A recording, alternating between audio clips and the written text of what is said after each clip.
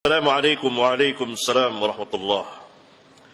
Ustaz, bagaimana sikap makmum mengenai kunut subuh jika imam melakukannya? Karena ustaz-ustaz lain yang bermanhaj salaf, mereka menganjurkan agar makmum tetap mengangkat tangan dengan berdalil lewat perkataan Imam Ahmad mengenai sikap makmum. Kunut subuh, tanyakan kepada ustaz itu, kunut subuh bid'ah atau sunnah? Itu pertama. Kalau sunnah menurut mereka ahli kunut. Kita harus tahu dulu, menurut antum kunut subuh itu sunnah atau bid'ah? Kalau jawabannya sunnah, halas, berbeda antara kita dengan mereka. Kita mengatakan kunut subuh itu bid'ah. Jika mereka mengatakan tidak ada ulama yang membid'ahkan, apa jawaban kita? Apa jawabannya? Enggak, apa jawabannya?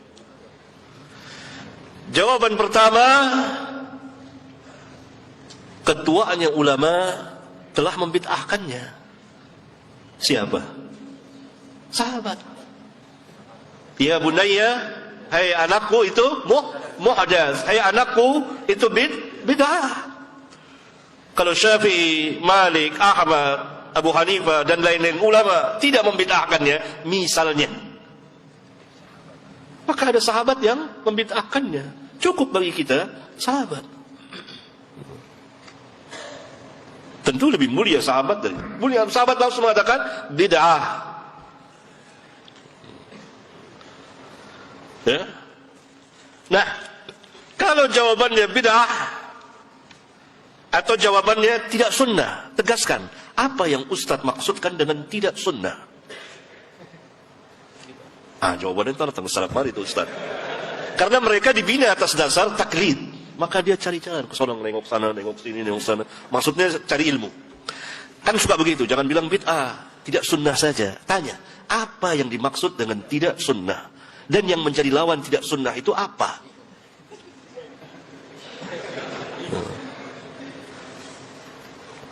Bolehkah kita katakan usolli itu tidak sunnah? Iya, usolli tidak sunnah. Boleh nggak kita katakan usolli itu bid'ah? Iya, boleh bid'ah. Berarti sama dong. Sahih.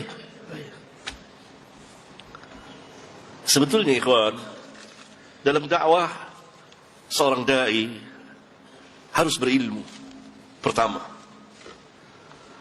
dan harus yakin dengan ilmunya, dan betul-betul membahas ilmiah, pembahasan ilmiah, dan harus memiliki syaja'ah, keberanian. Yang bid'ah nggak jadi masalah. Yang sunnah. Nah, kalau itu bid'ah, tanya, bolehkah kita mengerjakan bid'ah dalam sholat? Diperintahkah kita mengerjakan bid'ah dalam sholat? Boleh nggak? Nggak boleh. Dalilnya? Sallu kama ra'aitumuni usalli.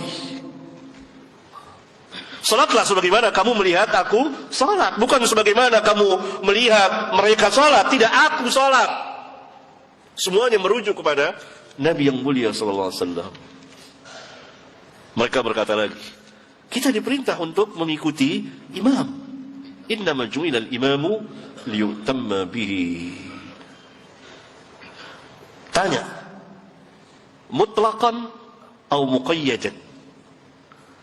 Mutlakkah atau muqayyad dengan sunnah? Kalau dikatakan mutlakan, berarti antum harus mengikuti imam yang mengangkat tangan lebih dari kepalanya. Gini. Berarti kita harus mengikuti imam yang bersedekap seperti ini ya. Gini. Kok antum gak ikuti? Kan mutlakan. Gini. Antum harus mengikuti imam. Kenapa antum di sini lempeng, nggak bengkok seperti ini? Antum harus mengikuti imam yang sedekapnya mendekati farjinya gini. Kan gini nih. Berarti ini hadisnya dhaif, di bawah pusar, nggak sampai ke parji bahkan sini. Berarti mengamalkan hadis dhaif dan dalam mengamalkannya tidak tepat sampai mendekati parji gini. Harusnya di sini di bawah pusar. Tapi hadis itu dhaif. Kenapa antum nggak ngikuti? Bahkan antum di sini. Kelebihan juga. Sahih. Saya ajak antum bebas merdeka. Ini saya. Antum imma mau ikut ustaz lah, antum merdeka. Saya hanya mau bahas ini. Untuk para pelajar merdeka, bahas sendiri antum. Antum bisa baca kitab. Berarti tidak mutlak. Lalu tanya lagi, oh kita kan pernah Nabi SAW salat 5 rakaat, sahabat ikut. Nabi lupa, itu bid'ah atau lupa? Bukan bid'ah, lupa, beda. Antum nggak bisa bedain antara lupa dengan bid'ah.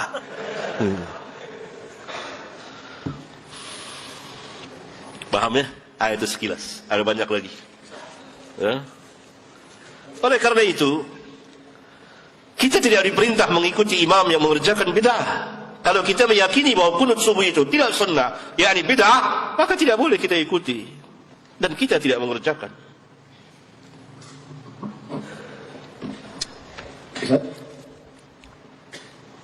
Bagaimana dengan dalih bahwasannya untuk menghindari mudarat yang lebih besar? Karena di sebagian daerah atau di kampung-kampung, terkadang masyarakat masih banyak yang belum mengetahui tentang sunnah ataupun bid'ah. Nah, ketika kita ada di antara mereka, nah ada sebagian orang yang sudah mengalami bahwasannya dia tidak ikut kunut, dikucilkan atau bahkan dimusuhi. Itu bagaimana, Ustaz? Saya tanya sama antum, pembahasan tentang kunut subuh ada dan tidaknya ini baru setelah antum lahir atau jauh sebelum antum lahir? Jawab. Pegang mic. Jawab. Jauh sebelum anak lahir. Jauhnya berapa lama? Jawab. Sejak zaman sahabat. Enggak, di Indonesia, di Nusantara. Kan kita bicara di antum tinggal di mana nih? Di Indonesia. Di mana di Indonesianya? Jakarta. Jakarta, bukan kampung. Taruhlah di sana, iya. Nah, kunut pembahasan kunut subuh sampai ada tulisan, sampai ada perdebatan, itu terjadi sesudah antum lahir atau sebelum antum lahir di Indonesia?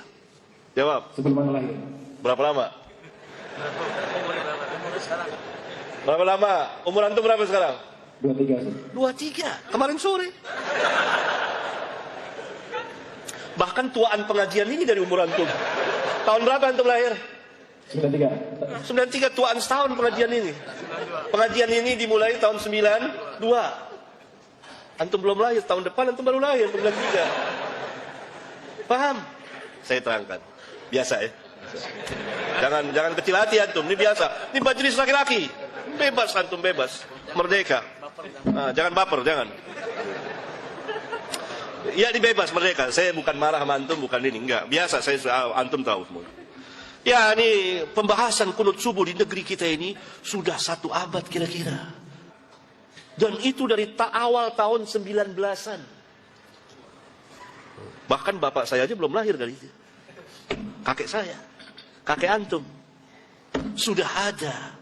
Jadi bukan hal baru. Bukan hal baru yang perlu ditakuti. Itu pertama. Yang kedua, kenapa antum dai yang pegang dengan sunnah lalu dikucilkan, dimarahi? Kok takut dimarahi? Hah? Ini sunnahnya para nabi dan rasul. Para nabi dibunuh. Lihat, Bani Israel membunuh para nabi. Dakwah biasa, hal biasa. Kenapa takut itu dikucilkan? Kenapa takut masyarakat? Padahal ini bukan hal lain, hal yang baru sekarang ini. Paham? Jadi tidak bisa, ini alasan yang sangat lemah, lebih lemah dari sarang laba-laba. Paham ya? Udah lama. Dai harus betul-betul berani, punya syaja'ah. Dan hal biasa, jiwanya harus besar, lebih besar dari masjid ini. Terus lapang, biasa. Antum dimarahi, dicaci maki, hal yang biasa. Enggak apa-apa. Kenapa? Kenapa takut? Hah? Padahal doanya kan Allahumma inni a'udzubika minal jubni. Mungkin enggak baca doa itu kali.